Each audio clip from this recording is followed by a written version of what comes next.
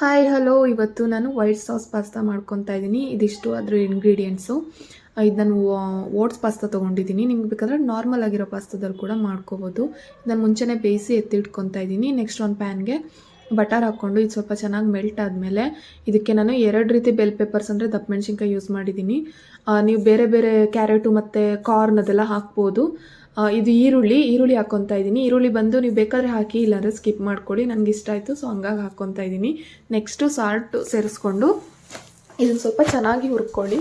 ಇದು ಹುರ್ಕೊಂಡಾದ್ಮೇಲೆ ನಾನು ಇದನ್ನು ಸಪ್ರೇಟ್ ಬೌಲ್ಗೆ ಅದು ಎತ್ತಿಟ್ಕೊತಾ ಇದ್ದೀನಿ. ನೆಕ್ಸ್ಟ್ ಇದೇ ಪ್ಯಾನ್ಗೆ ಒಂದು ಸ್ವಲ್ಪ ಬಟರ್ ಹಾಕ್ಕೊಂಡು, ಬಟರ್ ಚೆನ್ನಾಗಿ ಮೆಲ್ಟ್ ಆದಮೇಲೆ ನಾನು ಬೆಳ್ಳುಳ್ಳಿನ ಸಣ್ಣದಾಗಿ ಕಟ್ ಮಾಡಿ ಇಟ್ಕೊಂಡಿದ್ದೀನಿ, ಚಿಕ್ಕದಾಗಿ ಚಾಪ್ ಮಾಡಿದ್ದೀನಿ, ಅದನ್ನು ಹಾಕ್ಕೊತಾ ಇದ್ದೀನಿ. ಅದು ಸ್ವಲ್ಪ ಕಲರ್ ಚೇಂಜ್ ಆದಮೇಲೆ ನಾನು 1 ಟೇಬಲ್ ಸ್ಪೂನ್ ಮೈದಾ ತೊಗೊಂಡಿದ್ದೀನಿ. ಇದನ್ನು ಸ್ವಲ್ಪ ಚೆನ್ನಾಗಿ 1 ಮಿನಿಟ್ ಒಂಚೂರು ಕುಕ್ ಮಾಡಿಕೊಂಡು ಇದಕ್ಕೆ ನಾನು ಹಾಲು ತೊಗೊಂಡಿದ್ದೀನಿ. 1 ಲೋಟ ಫುಲ್ ಫ್ಯಾಟ್ ಇರೋವಂಥ ಹಾಲು ತೊಗೊಂಡಿದ್ದೀನಿ.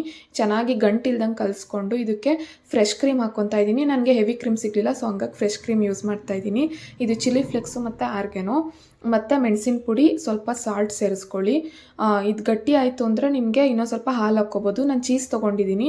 ಚೀಸ್ ಹಾಕ್ಕೊಂಡು ಚೆನ್ನಾಗಿ ಈಗ ಮಿಕ್ಸ್ ಮಾಡಿಕೊಂಡು ಫ್ರೈ ಮಾಡಿರೋವಂಥ ವೆಜಿಟೇಬಲ್ಸ್ನ ಹಾಕ್ಕೊಂಡು ಚೆನ್ನಾಗಿ ಮಿಕ್ಸ್ ಮಾಡ್ಕೊಳ್ಳಿ. ನೆಕ್ಸ್ಟ್ ಬೇಯಿಸಿರೋವಂಥ ಪಾಸ್ತಾ ಹಾಕ್ಕೊಂಡು ಚೆನ್ನಾಗಿ ಮಿಕ್ಸ್ ಮಾಡ್ಕೊಳ್ಳಿ. ನೋಡಿ,